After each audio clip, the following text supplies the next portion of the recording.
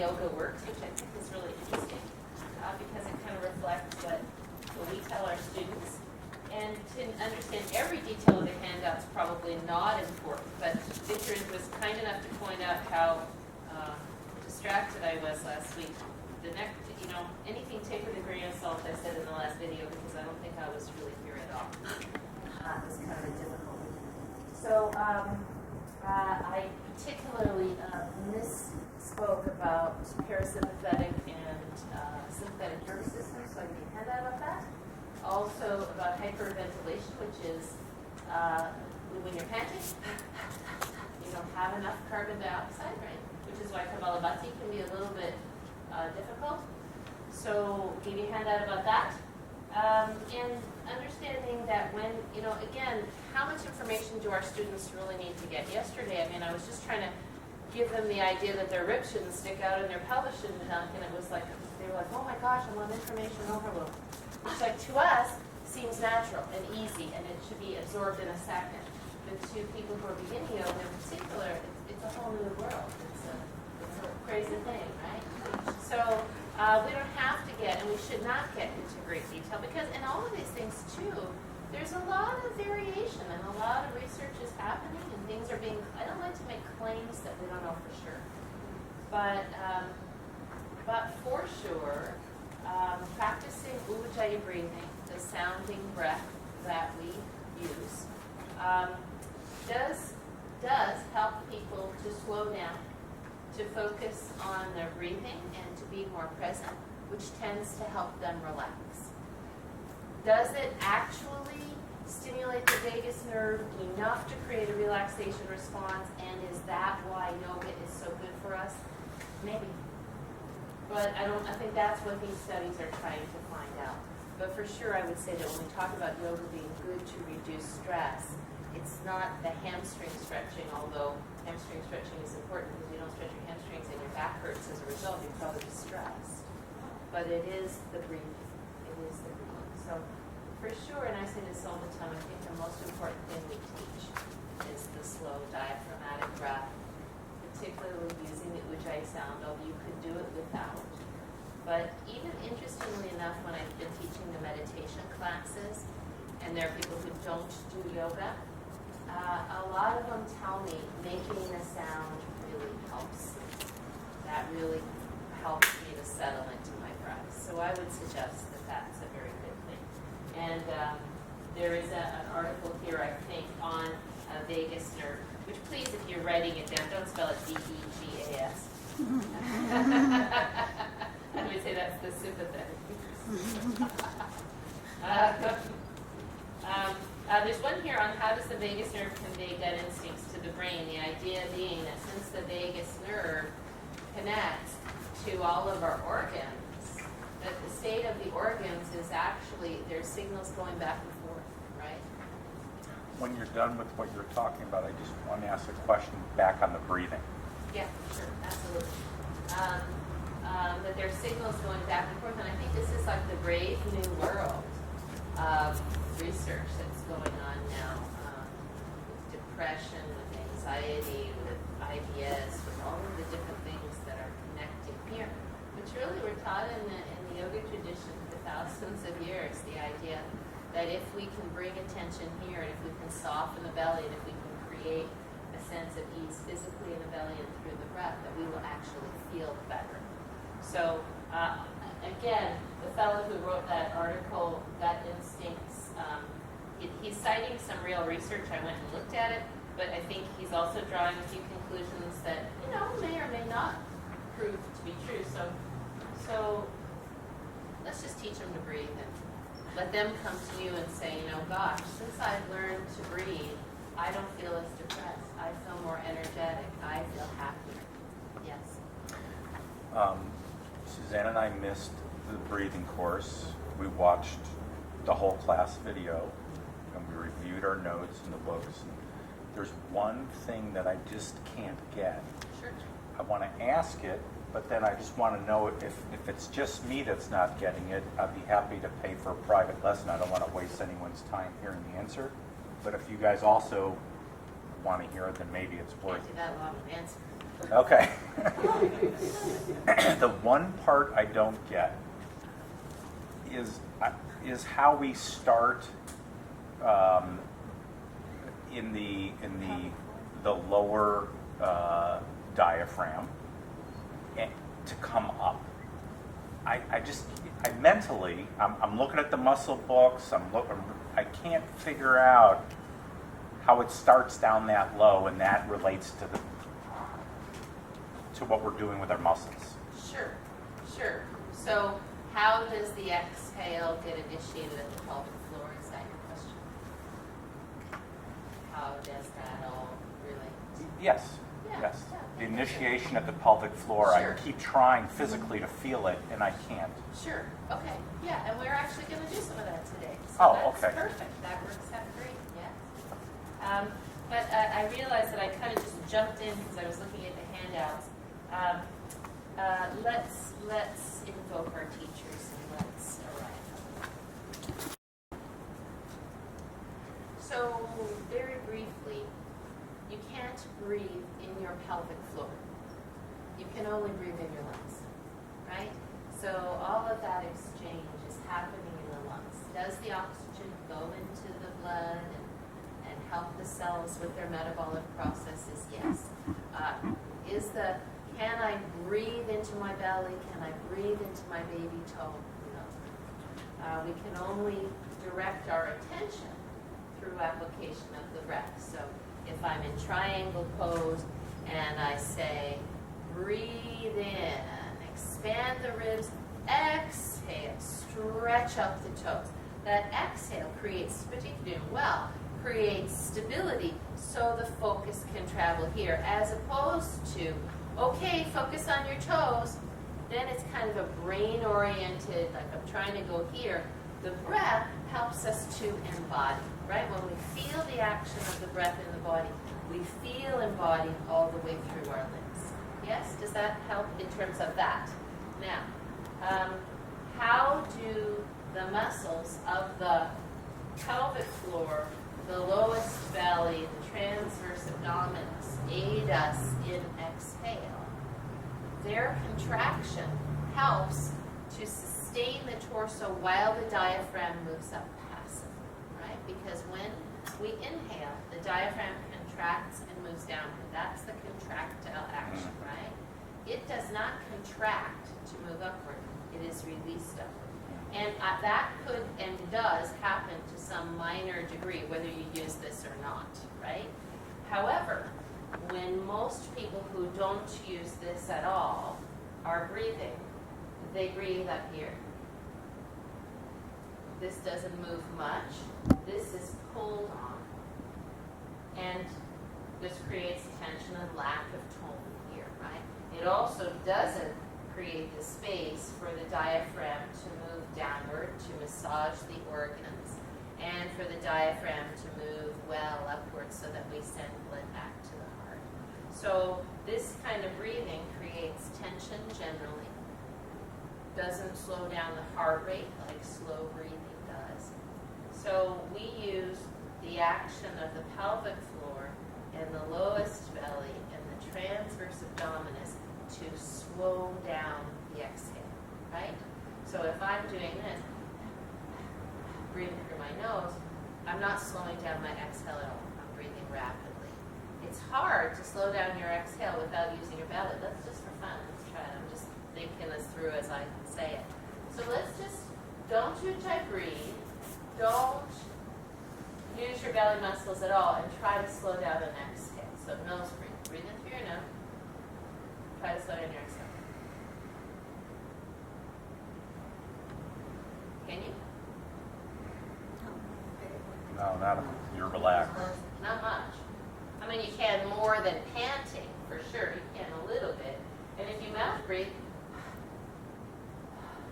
try to slow down your exhale. Well, then you have to ujjayi, right? Then you have to create some kind of constriction in the throat, right? So the idea is that the vagus nerve is connected to the laryngeal nerves. And so the idea is when we slow down the breath by breathing through the nose, we actually stimulate the vagus nerve that innervates all of the organs, right? So maybe that works, maybe it doesn't. I like to think of the kind of classic example of Ujjayi breathing, which is it's Victor's breath. He came up with it, and thank goodness to Victor, because he created it. Sleep before it happened. That the idea is that it's a victory, that the general saying is that it's a victory in yoga when you can listen to the sound of your breath to the exclusion of discursive thought, right? So when you're oriented like a signal on the sound of your breath, you're less likely to think about what happened at work, or I hate this pose, or she looks better than me, or any of those things, because it centers you in the present moment. Yeah? So I like all those explanations, and I think they work well for our students. So let's take a look now at how the abdominal muscles work. And we talked about the fact that if you look at a lot of the old stuff that I've seen, I've never seen any ab exercises. I haven't ever seen, I don't know the word crunch in Sanskrit. Maybe it exists. But there's a tremendous amount of instruction on breathing, on slowing down the breath. Not which muscles you use to breathe, just slow down the breath. And I think maybe kind of what we just proved is that if you really follow the instructions and somehow you teach yourself to slow down the breath, the only way to do it is to use the abdominal muscles. So that kind of makes sense to me. So let's, and that said, and I've said this before, I don't do ab exercises in my own life. I do them on Saturday mornings for power yoga because people like them, but I do none of them. Because, in fact, I just went to Gordon and had all my abs released because they were so tight it was causing back pain. So, but I do a tremendous amount of breathing. And if you only do the breathing, you will have strong and balanced abdominals. If you overdo the breathing while you teach a lot of classes, they will probably get a little too tight. So let's look at the abs in our key muscles of yoga. We have that book, correct? I started to think maybe we have the other. Is this book we have? Yeah? It's on page 118.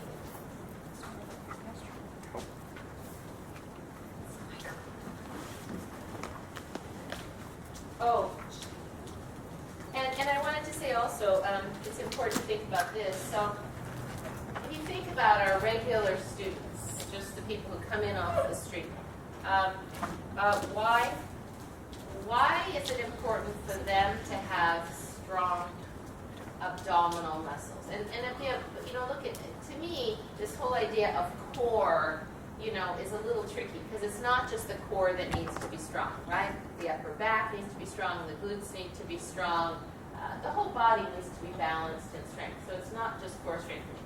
But why does this midsection between the ribs and the pelvis need to be relatively integrated and strong, as opposed to completely untoned? Supports your organ. Sorry? Swimsuit season, yes, that's the number one. That's why you need your Ujjayi breath, so you can keep your mind off the swimsuit season. Okay, yes, Suzanne. Well, I thought it was like you support the organs. If you don't have this core strength, it's very difficult to really do anything appropriately in yoga. So it needs to be developed so that you can push up and you can do a back bend and you can have flexion. Sure. You need everything. So it supports the contents of the organ, of the abdomen, yeah, sure. It also allows you to have room with breath. Without it, you wouldn't have room to bring the Right, right. And I would think of that as core flexibility, right? That, you're right, that with a lot of people who have restricted breathing, the idea of breathing the ribs wide just doesn't happen, and that's why we do all this side stretching and intercostal opening, quadratus opening, so that there's room for the diaphragm to move down, absolutely. I would say that, just to Suzanne's point back again, if you look at the Yoga One folks, none of you were here yesterday, unfortunately, because it's a great example. The Yoga One folks, particularly, and I don't like to harp on this, but it is really true that at middle age, our hormones start start to deposit fat a little differently, right? And you see the women who just don't understand and don't realize that they're maybe living in a different body than they were before. And now there's probably, even if they did stand straight before, and I don't know if they did, this is really kind of pulling on them, right? So just the alignment of the bones, but then the toning of the abdominal organs just to hold the adipose tissue. So the organs aren't the problem. It's the adipose tissue, right? Which you're going to have a little bit more of it as you get older, most people, right?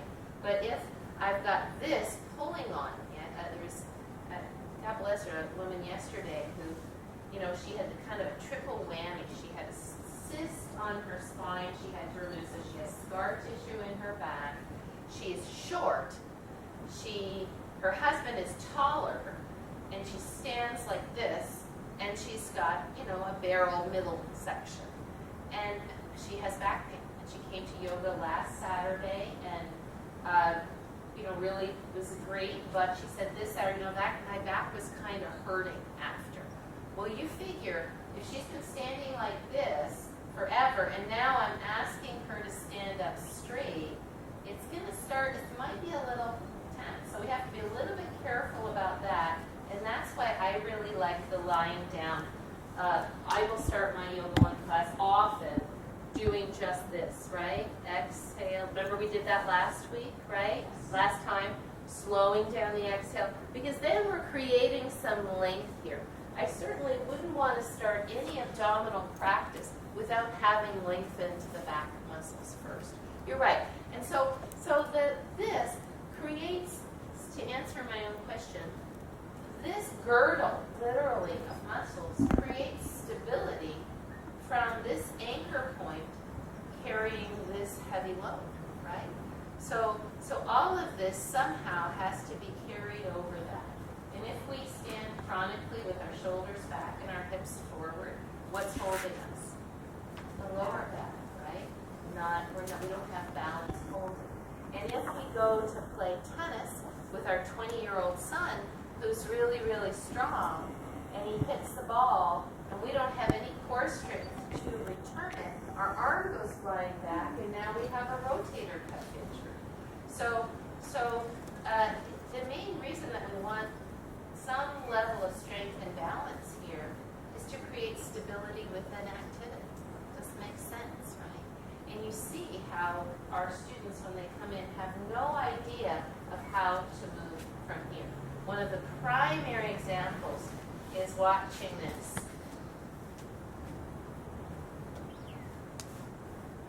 That's what everybody learned in school. Right. Where am I? What things are moving me right now? My shoulders and arms and my legs. Nothing is going on here. And I have rotation and momentum. It's a terrible combination. Does that make sense? So as we start to teach the simple things we did in our last session about using the belly, using the breathing in standing poses, we're giving them an invaluable gift. And if that's all we did, that would be great. And we can add some strengthening exercises for those muscles, just primarily to bring awareness to them. Because if you say, while you're here, and draw the pubic bone and sternum toward one another, but this is just kind of dead meat, it's not going to happen because they don't have the awareness, the interoception to feel that. But if I'm here and I say, draw these two toward one another, then, now I have an action that I've learned. So besides just like strengthening, we're creating awareness. Does that make sense? Yeah, okay. Yes, Do you ma'am. think they learn best by starting on the floor like you just did, and then progress to standing? I think it's better to start sitting, personally, because it's harder to learn the pelvic floor when you're laying down. So if we're going to teach exhale, and we're going to teach the path of the breath using the pelvic floor, you have to kind of do that sitting first.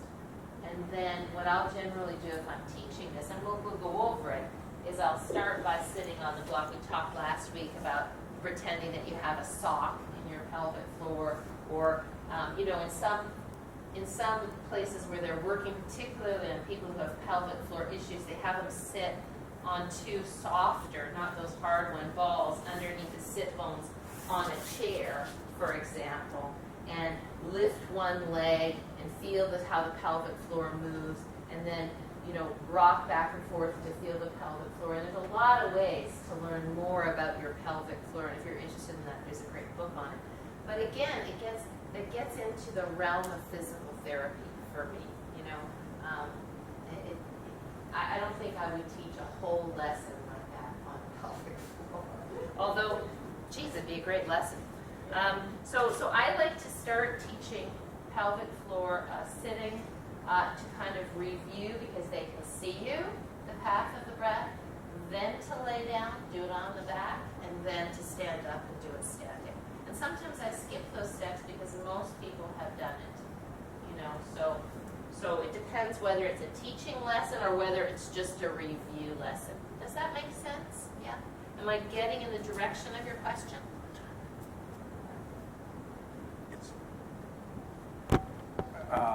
How do I feel it's starting in my pelvic floor?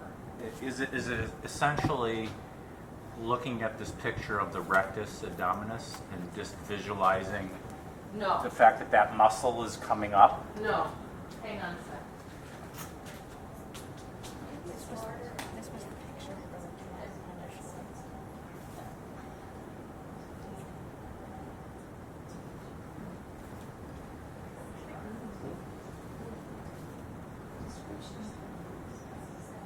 I'll wash these.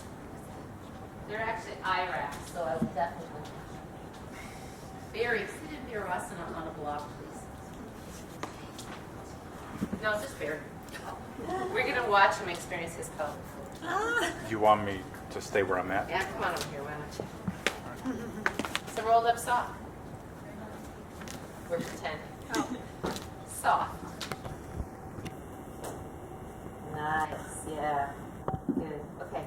Now this is going to go right in your perineum.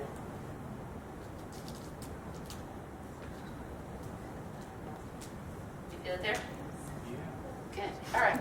So close your eyes. And put your hands on your lowest belly. Breathe your ribs wide apart. As you exhale, contract the pelvic floor and suck that roll up into your body. Yeah, just don't come off your block. Do it again. Breathe in ribs wide. Use your ujjayi breath. Exhale, squeeze it up into your pelvic cavity. That's it. And again, are you feeling your prostate gland? I don't know what I'm feeling. Would you like me to show you where your prostate is? Do you feel anything between your legs? I think that's a loaded question. Well, do you feel a sense of lift at the perineum? Not really. Well, I could feel a little bit of squeezing, but it's almost as if I'm, initiating. You will. Yeah, that's okay. That's okay. You can initiate from the glutes. Oh, Yeah, okay. yeah. All right. You just don't want to initiate to the exclusion of the pelvic floor. Guy can clench the anal sphincter and not lift the pelvic floor. So you want to get both of those happening. Okay. Yeah, I'll just keep practicing. It's hard Yeah. for me to. It's easier with a sock. No, for women. It's easier for a woman. Yeah, I believe that's true. However, I think that, well, Victor, you're a man. Do you do pelvic floor contractions? Can you feel it? I have no problem. Feeling it? doing what we're talking Yeah, yeah. But you've been doing it a to long time. identify those muscles Mm-hmm. took a while. Just like anything, because normally we don't know what I'm doing usually. Right. But my I think for me understanding to is that teach, it's, when I was teaching yeah, my patients about it, yeah, I had to learn how to do it myself, so that was the process. right. It just takes practice. Is it, There's Right. no trick is it to the way it's described in here? When we inhale, the pelvic diaphragm billows downward and broadens. Yes, And when we exhale, it retracts upward and narrows. yes. So the idea is that I mean, it doesn't necessarily, you could have a really tight pelvic floor and there's no billowing going on, which would not be healthy, right? But in a healthy body, there's a sense of broadening at the pelvic floor, descending at the thoracic diaphragm, opening of the vocal cords, and then on exhale, that lifts up, this lifts up, and all the air comes out, yeah? So I think it is particularly useful for women because it helps us, because generally we have a little more belly fat here, and particularly if we've had children, these muscles can be kind of stretched out and incomprehensible to us. So for sure, that contraction of the pelvic floor helps you to feel this. Would you say that that's true? Like for me, just to sit here with my pelvic floor hanging and to pull the belly in doesn't feel very good. It kind of makes my solar plexus collapse and makes me feel a little sick to my stomach. So, and it's always an interesting thing to me, and I'm very open to you men kind of suggesting ways. You know, the standard thing is, it used to be to say, firm the side hips and contract your anus. And I found that men had no clue what firming the side hips meant. So that's where I came up with the sock thing. You know, pretend that you're sitting on a sock and you're pulling it up, because I think if you do that, you will firm the side hips. But if there's another way, then I would go for that. That works for me, because that's what I'm feeling. Firming the side hips? Yes. Oh, okay, there you go. So if I start there and come in and up, it works. Right, well, in combination with the sock, though. Yeah, the sock was just hurting me. Say, It's a big sock. It's a sock. But thank you. I think you got me in a direction that I can practice. Yeah. So, and we talked a little bit about that last time, about how to, in a very laughy, giggly way, teach pelvic floor. I mean, and the general explanation for men, if they think, well, why do I need to do that, is that it helps you to access the lowest belly. It helps you to initiate the breath. And there's some idea that if you do this as a man, it brings blood flow out there and might help your prostate gland. I'm not sure that's 1,000% proven, but I do know people who go to their doctor and their doctor tells the males to do Kegels. So, I don't know. All right, can we look at the abdominal muscles on this group, right? So I thought this was actually a pretty good explanation and pictures and all of that stuff. So if you figure that you've got that big rib cage sitting over the pelvis, I like to start with the rectus abdominis, even though it's the most superficial, and then work inward. So the rectus abdominis is number 4, and you see where it starts, right up at the base of the sternum, how it connects to the bottom ribs, and then where does it insert? Where does it end? On the pubic bone, right? And so, and then I think they have, let's see, do they have over here? Yeah, okay, so they have it on the other page, right? And so what's the main action of the rectus abdominis? When it contracts, what happens? Right, flexes the trunk, right? So you would, yeah. Maybe a real minor point, but I'm not sure. I was curious because the book says the origin is Pubic bone. and then Right. Does that matter? 2 attachment points. No, it doesn't. That kind of makes sense because this would come here and this would get, but I mean it kind of switches. If you stabilize one, then the other one becomes the working one. Let's just say it connects at 2 points and put it at that. Yeah. So we need that muscle every time we do something like this, right? For sure. And as you know, we call that our bungee cord, and we keep it completely stable, neutral when we're standing in mountain pose, right? If I do this, what's happening to my rectus abdominis? It's stretching. If I do this, it's flexing. And for me, because all our students have heard about your 6-pack, right? It's kind of a good one to talk about, as opposed to some other things that are kind of esoteric. Because it does give them the idea that this point should stack over this point, right? Which is completely foreign to most people. They have no clue about that, right?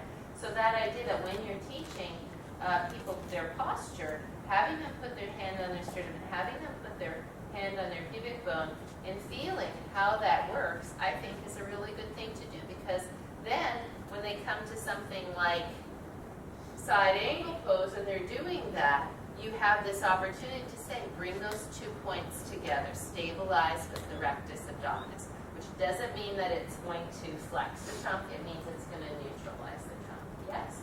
Okay, so, and then let's go to the transverse abdominis, which is the very lowest. So that's number 1, right? Hi, Margot. And that's like a girdle that comes all the way around the body, right? And it says in the book, the transverse abdominis compresses the abdomen and tones the abdominal organs, yes? So when we breathe our ribs wide and we exhale, we contract the pelvic floor, and it's really the lowest fibers of the transverse abdominis, in addition to the lowest rectus abdominis, that creates that lowest belly in. And the upper fibers of the transverse abdominis, what do? They close the ribs completely, right?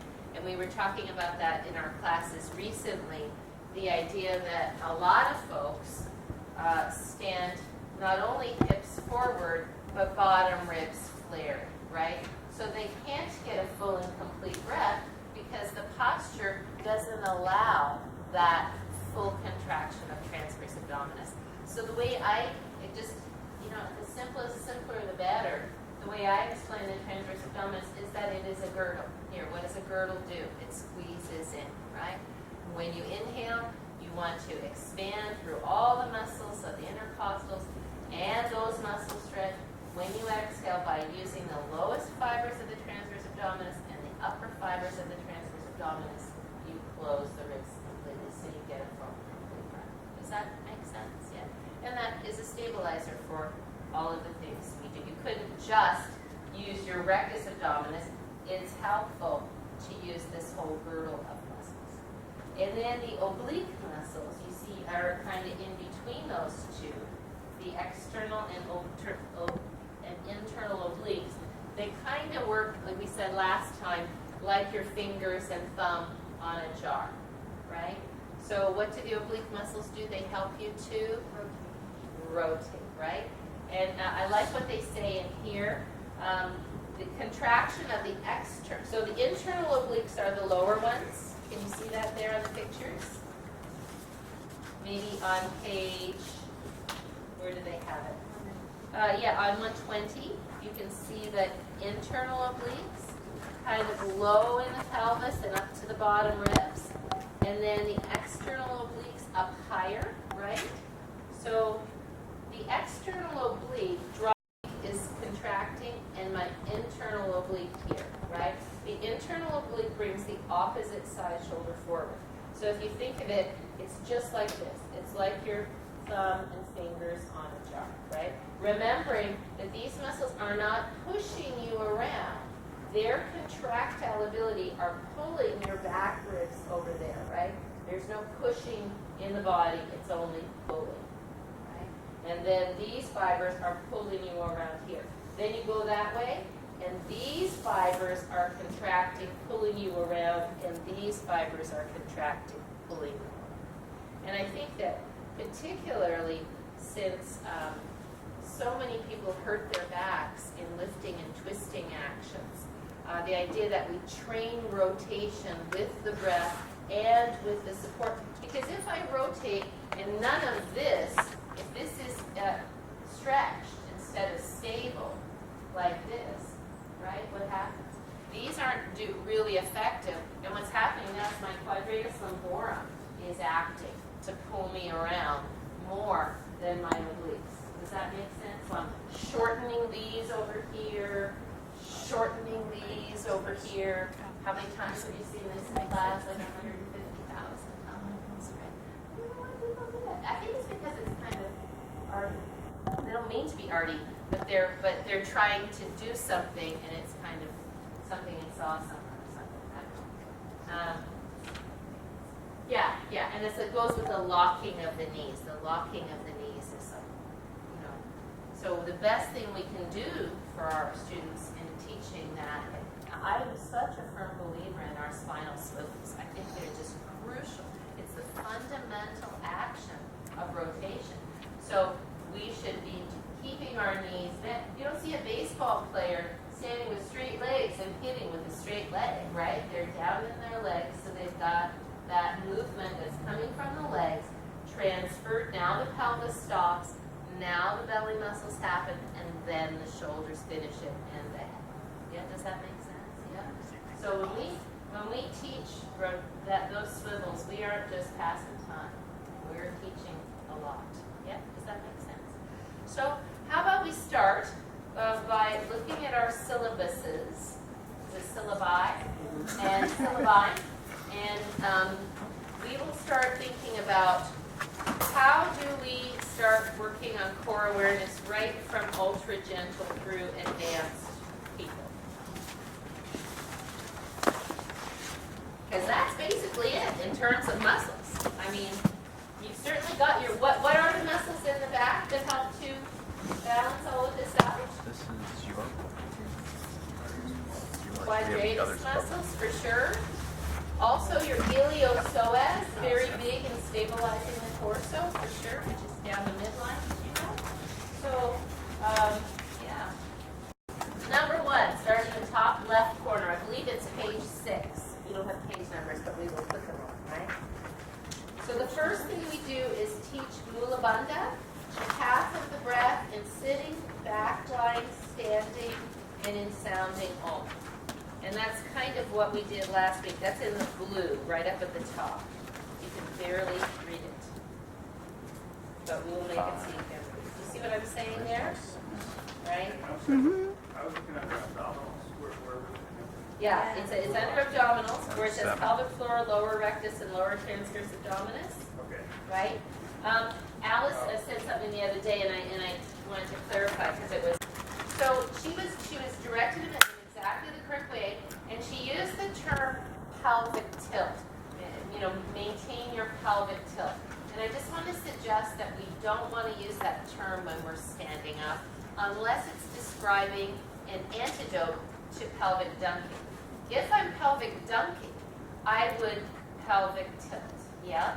But not everybody is pelvic dunking. Some people are, you know, hamstring tight and they're standing under rotated like this. So if we tell them in standing to pelvic tilt, they're going to do this, right? So I like to use pelvic tilt as a term that we use for engaging the lower belly when back lying, particularly for rolling bridge and all of those kinds of things. I think you can say contract the pelvic. The standard thing I like to say is lift the pelvic floor, draw the lower belly into the spine. As you exhale, feel the ribs close. Because then you're giving them actions that they can take. You're not describing a positioning. Does that make sense? Because it's a little tricky, but we want to kind of know that. So we've kind of gone over how to do Mula Bandha, the path of the breath, the pelvic tilt, and the sound Om. We did that in the last session, right? The idea that we would use pelvic floor and lower belly to begin the sound Om and carry it upwards into the final part, right? Because I'd kind of like to go into more specific strengthening exercises rather than doing what we did last time. But I just want to make sure we did do that. Yeah? You have to help me. Okay. So, if Christy is teaching ultra gentle, a lot of those people have, and you jump in, Christy, at any point, because we just had a brief discussion about how difficult it is to do core strengthening with people who are quite a bit older, right? Because it's not like you can use a lot of weight for them. A lot of them can't get down on their backs. So what's the main thing that Christy has to focus on with them? As older people, to strengthen their core muscles.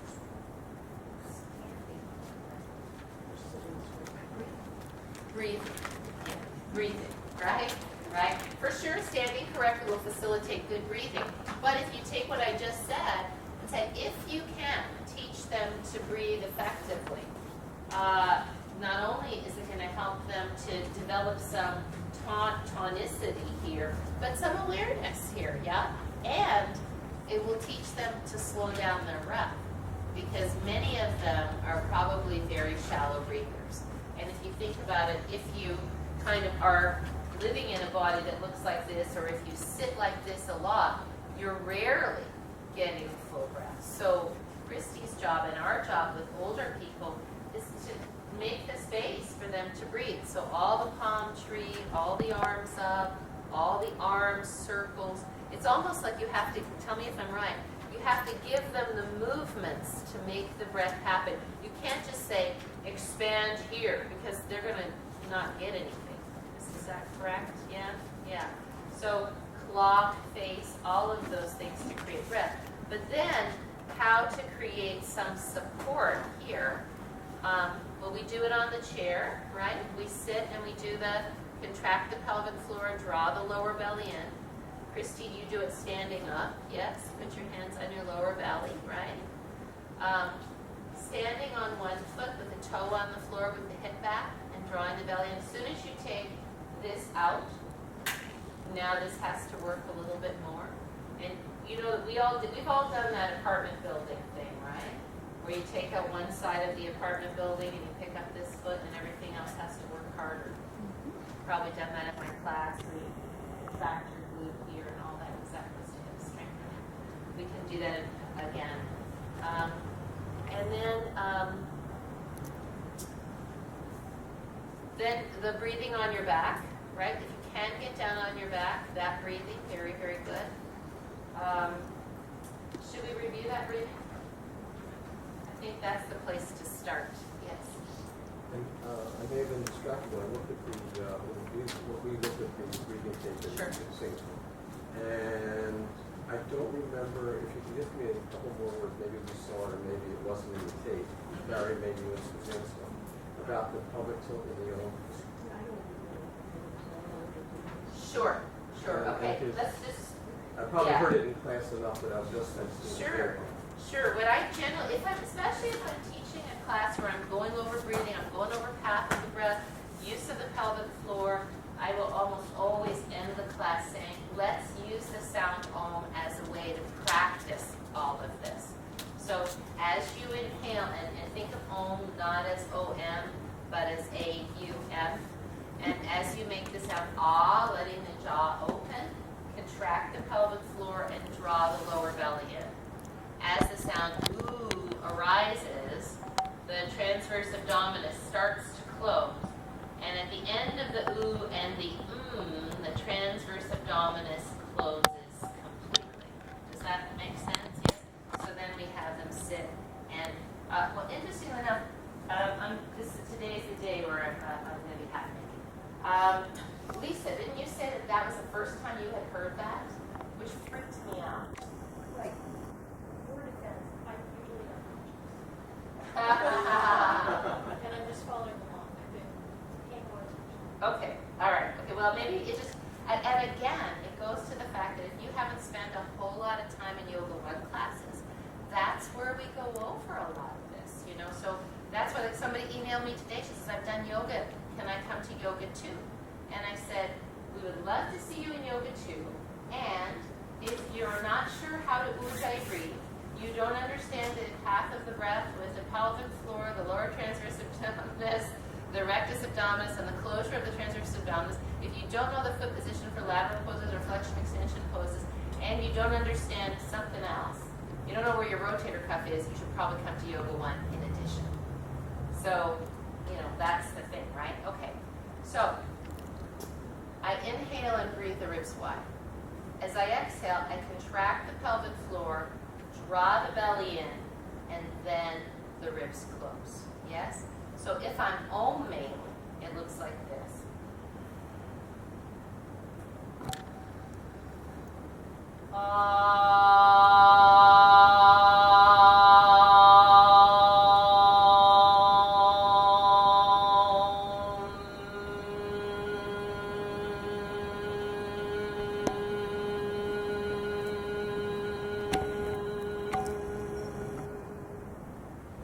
Now,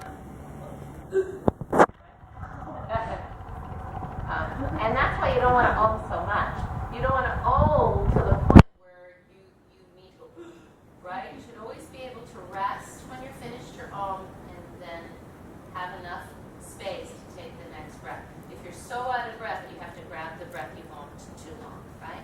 So, and the common error, I think you were saying that when you did that, you would own from the chest, right? Watch how different it is.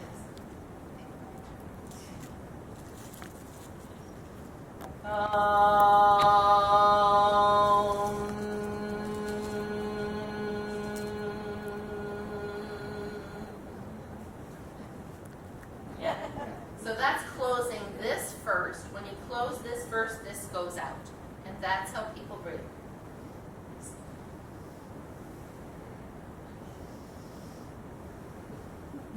Sorry, I'm doing it wrong. Except for I saw about 10 people do it on Saturday. So I had lots of opportunity to watch because they're sitting on their blocks. And at first, I just go over the sound. Because I figure they got to get the sound first. Because if I start talking about this, they're going to be so focused on what they're trying to do here that the sound isn't going to happen, right? And you see them, and they're trying to make the sound. Now they're not getting the back of the throat thing. Most of them do, but there's always a couple that don't, and it looks like this.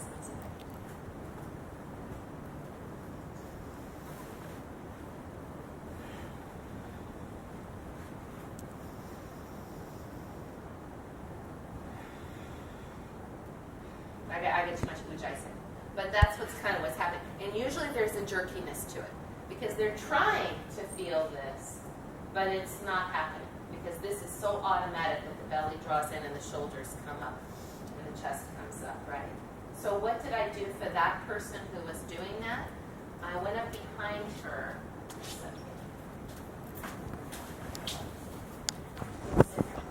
Right, here's a person sitting like that, smoking it. You can't just lift them up. If you put a hand on their shoulder and then lift up, then you have stability. Go ahead, smoke again. If I just do this, I just push her forward, right? Thank you, that was very good. All right, so I came up and she was obviously, not, she was getting that she was only nose breathing.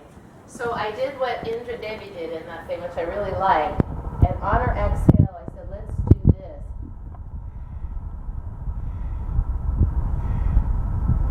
Like you're blowing your nose. Now lengthen that. And boom, the inhale came in and it was done. It was yeah? And not everybody needs that. Like I've tried doing it with the whole group, and I'm not sure if that's the best way to do it with the whole group.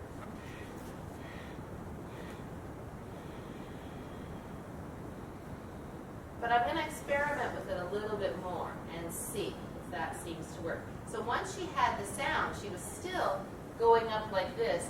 So I just put my hands on her back ribs. I said, can I touch your back? I just put my hands here. And I said, can you breathe into my hands? And sure enough, it stopped this. Yeah, it was quite amazing. It took a couple of breaths, but I just stayed there. And the big thing, again, just to remind you if you weren't here, when you're working with somebody like this, be very quiet with them because they are kind of freaked out that you're that close, right? So very quiet, very kind, not, I don't hear you breathing. Not so good. You can do that with established students once you have a reputation or for them. All right? Okay. So let's see. Here we go. This is what we're going to do. First, we went over how to keep the breath, which is first we talk about the pelvic floor. We've already got the ujjayi breath going. Then we talk about drawing the belly into the spine. Then, wrong. Back up. First we teach the ujjayi breath. Then we talk about the fact that most people tend to lift the chest when they breathe instead of breathing like an accordion. So that's when we begin. They're not necessarily going to get all of it, but that's when we begin. Breathe the ribs wide, your belly like an accordion. I've been using that airbag thing to good effect. So breathe in ribs wide and close. And then I don't say anything. I just do the inhale. Breathe in, feel the ribs get wide, exhale, feel the accordion close. I don't start talking about the exhale yet, about the muscles of the exhale because we're just feeling this. Then I teach pelvic floor. Feel like you have a sock. Can you draw it up? And very quickly I add lower belly. Put your hands on your lower belly. When you exhale and draw the sock up, pull the lower belly into the spine. Then, and maybe I leave it at that, but sometimes I add, breathe your ribs wide like an accordion. Exhale, contract the pelvic floor, airbag in, now close the accordion, right?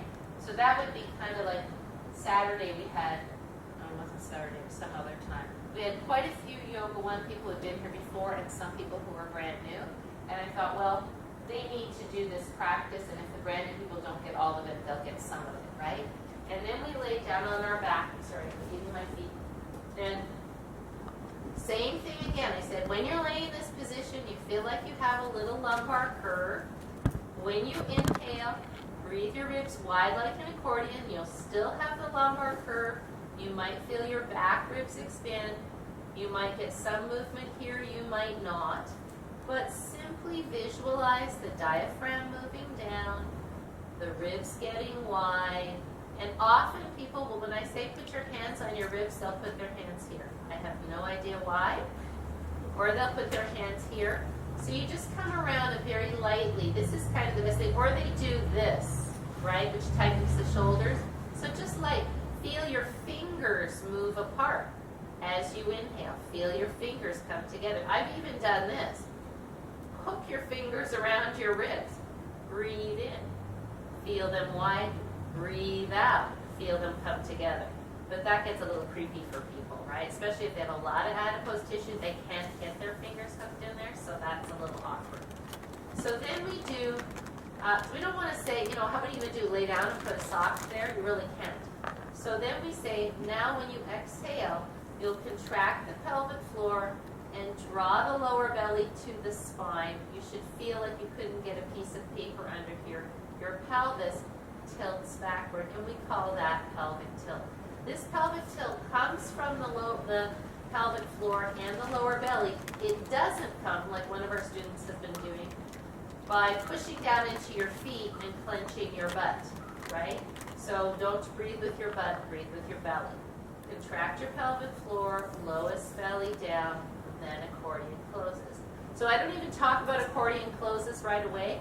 Now we've done expand the ribs, we've done pelvic floor, lower belly, get your back flat, and then I might say put your hands on your bottom ribs, breathe in ribs wide, exhale, contract the pelvic floor, draw the belly down, and then close the ribs. And for a lot of them that's kind of hard, but I will for sure show them the opposite. Here's the opposite. Breathe in ribs wide, breathe in ribs wide. Right? So if I initiate my exhale up here in the upper ribs, it will distend the belly. And so that pulls on the back and it doesn't strengthen the core muscles, it inflates them. And that's my standard explanation. Yeah? If you were to simplify it a little bit more and say, what would you be satisfied that a student took away with them, let's say, Yoga One? Right.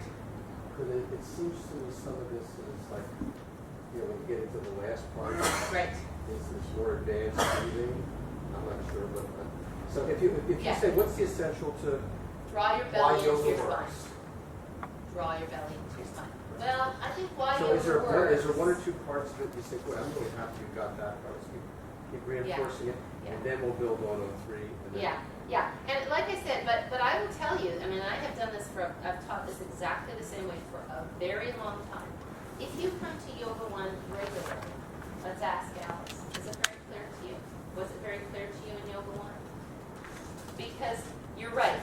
If people are just coming in and out, they're only here once in a while, first teach them the 13 inches. First teach them the bones. The bones have to come back.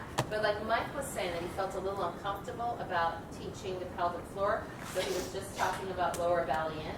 And I would say that that's good, except for it's much harder.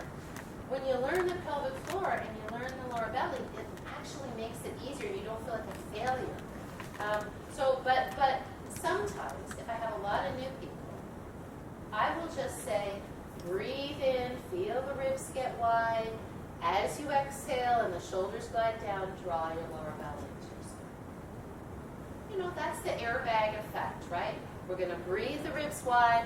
We're going to compress the airbag. And I would say that, again, if you're not getting into great detail, that's it. It seems that from that description, the distillation, you can build on that. Right. You didn't do anything wrong. Right. You can keep doing it, and it's okay, now, the next, because I even think that as I'm older, processing more than one or two things and getting it down becomes harder. Sure, sure. But here, because this is teacher training, I'm going over all the Right, details. right, well, I'm just trying to think So, what yeah, I get in that position. No, where- that's absolutely, absolutely. I just happen to spend a lot of time on this. I mean, if you go to my classes, I spend a tremendous amount of time. Because we got the guys who are the church, Christy texts me the other day about the guy I warned her about who had back pain coming to Ultra Gentle. She goes, I got 2 words for you, turkey on a platter. It's more than 2 words. But, right? Only liquids. And look, you know, we're not going to tell people you should lose that belly fat. Although, in a kind way, I have said, like I said to the guy, I said, well, carrying the extra weight in the midsection for sure pulls on your lower back, because any doctor is going to tell them that, right? Except for the ones that just give you the pills. And believe me, and I'm not putting doctors down, but that happens a lot. So that said, I think all of those things are important to know. And if you come to yoga with classes, which I highly, highly suggest, you'll see how it can work with people who are even just, you know, relative beginners. And if you have brand new people, I'll always say this will be a lot of information. The first day you may pick up a few things, and next day you'll pick up more, and it will all happen. So number 1 is the posture. Number 2 is the path of the breath. And number 3 is focusing on loading the muscles so that they'll be strong. Does that make sense, right? So if I'm going to load my lowest belly, one of the first ones that we do now, let me actually look at the sheet so we go in order. Hey, Christy, do you do the foot, when you do with your ultra gentle people, do you do the leg reach aways? I haven't because of the backs. Because the backs are just... Been in there. Right.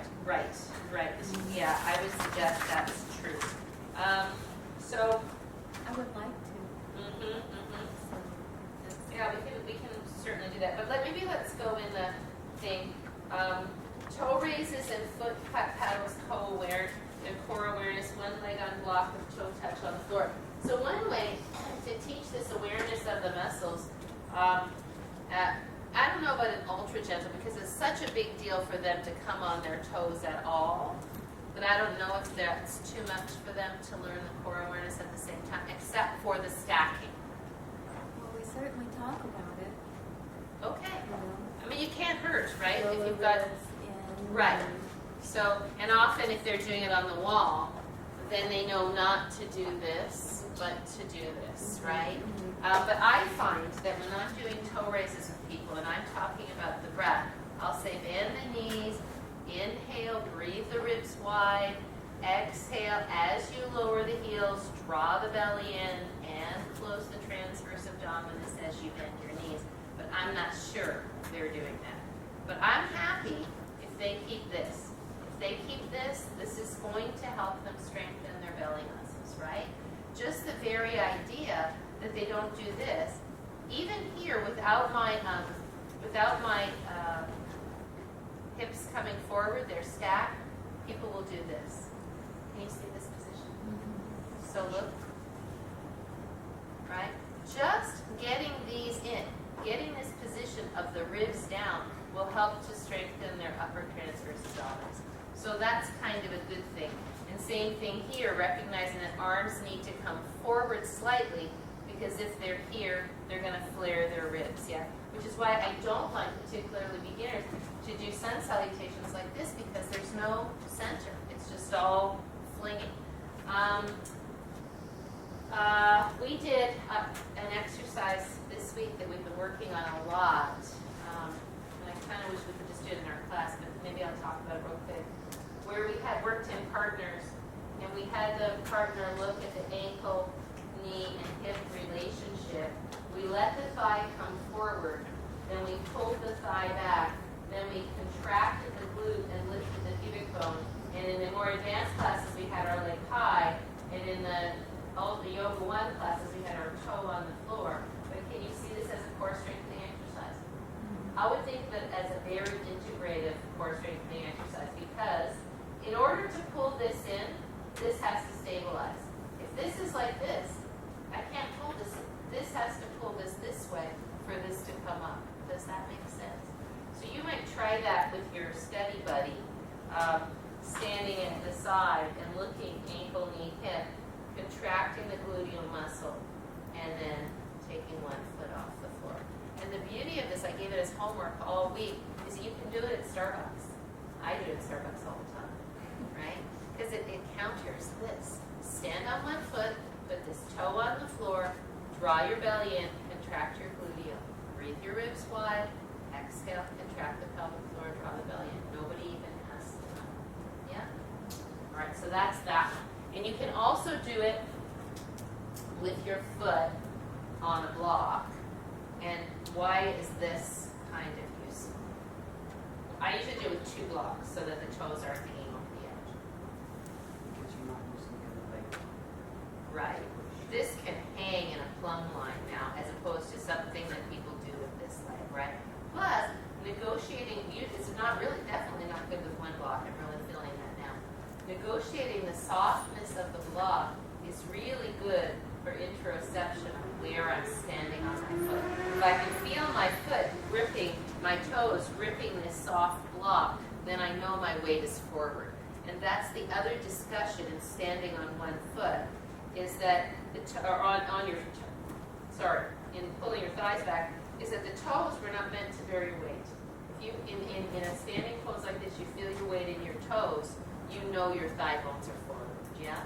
So the thigh bones should be back, so the weight is over what we're meant to stand on, which is the heels. All right? That's the toe races. I'm trying to do this whole thing. Wall, plank, plank. I think we have to reorganize these, Darcy. I don't think they're in great order.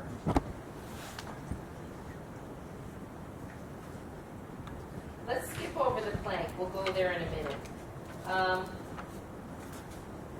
Ab breathing supine. Add 1 slip away, add shoulder lifted, applicable. Let's go there. And then maybe you can do this if you want to. I don't know, maybe you know it so well you don't have to do it. I want to move along, so tell me if you need to do any of this. Does that make sense? So now we've got them doing. Breathe in, and I did this in Yoga 1 a ton. Breathe in, ribs wide. Exhale, contract the pelvic floor, belly down. Slide 1 leg away. Pin the back, hips level. So many people will be like this. They'll go like this. As soon as they take this foot off the floor, this starts to go. Why? What's weak? What part of their core? Lower transverse abdominis, maybe the lower internal oblique, right? If the hips, sorry, I've got my feet too. If their hips are wiggling when they take 1 leg off the floor, this is a weakness. Look, here, the hips should stay stable. They shouldn't be wiggling. Does that make sense? Yeah? So I like this one a lot because it's a simple back, doesn't hurt your back, as compared, for example, to this, which they give a lot in PT and in Pilates. Now, the thing is, I just had somebody in, and she was having back pain, and her back pain hasn't gone away. And she said, but I went to PT, and they gave me core strengthening exercises, but it isn't really helping. She is the classic middle-aged woman with a fair amount of adipose tissue here who tends to hyperextend her knees. So number 1 is, what's the first thing she needs to do? Not hyperextend. Right. Not hyperextend. Find posture. Find the neutral spine. And this is what they gave her. My back hurts thinking about it. I mean, No, no belly. what am I using? Look at my belly. You're using your pectorals and your quads. Yeah, I'm not doing anything here. not breathing at all. And what's really sad is this woman has been practicing yoga for 10 years in Westland. She has no clue how to breathe. She has no clue how to breathe. I never remember, you're supposed to take your belly in on the inhale or the exhale. She's been practicing yoga for more than that because I met her when Noah was a baby, and she did yoga then, so 20 years. And now she has back pain. But she has very flexible hamstrings, right? That's what 10, 20 years of yoga gave her. Okay, so when you teach this one, if the person has a posterior herniation, maybe pushing their back down isn't going to feel good, but for most people, even if they go to PT, they're going to give them this. They're not going to be here with a massively bulging disc. This is stage 1 for me. After we learn the core strengthening breathing, then we add that weight, which is the leg. If I don't use my belly, my back will arch because the leg is heavy. So it's weightlifting. So the belly is holding the leg. What are the common errors when people do this? There are 2 common errors. They thrust their foot instead of slowly move it out low. Right. Either they kick the leg, so they do this. That's one of them, right? So now you don't have to use your belly because you're kicking the leg. But by far the common error is they don't pin the belly first. So you see them go breathe in. See? Right?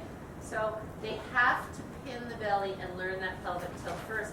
And that's why Victor's so big on it, because how are they ever going to do rolling bridge?